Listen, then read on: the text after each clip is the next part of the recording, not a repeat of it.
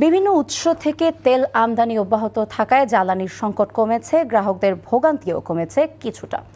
দীর্ঘ লাইন থাকলেও তেলের জন্য অপেক্ষার সময় কমেছে। শুক্রবার সাপ্তাহিক ছুটির দিনেও লাইন দেখা গেছে পেট্রোল পাম্পগুলোতে। দাম বাড়লেও চাহিদা অনুযায়ী তেলের সরবরাহ বাড়ানোর তাগিদ গ্রাহকদের।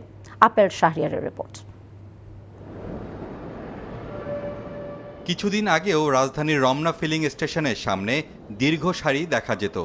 এখন সে চিত্র কিছুটা ভিন্ন।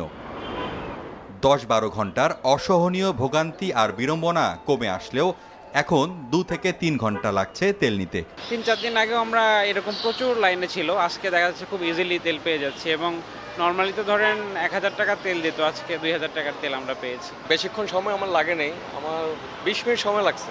তা আমরা আগে যে ভোগান্তিটা পড়েছি এটা আশা করি আর পড়বে না। জ্বালানি তেলের সংকট আতঙ্কে অতিরিক্ত তেল নেয়ার প্রবণতাও কমেছে। ফুয়েল পাসের মাধ্যমে কয়েকটি ফিলিং স্টেশনে তেল দেওয়া হচ্ছে।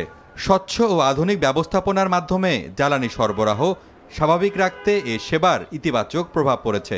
আজকে একটু লাইন কম, এখন শুনলাম শুধু ফুয়েল পাসের জন্য হয়তো লাইন কম, ফুয়েল পাস ছাড়া নাকি দিচ্ছে না। সবগুলো পেট্রোল পাম্প যদি তেল পাইতো তাহলে আমরা হয়তো অন টাইমে তেল পাইতাম। যারা চাকরিজীবী আসলে আমরা যারা চাকরি করি তারা আমাদের সকালবেলা 9টা থেকে 5টা পর্যন্ত অফিস করতে হয়, এরপরে এসে যদি লাইনে দাঁড়াইতে হয় এটা তো আসলে অনেক দুঃখজনক।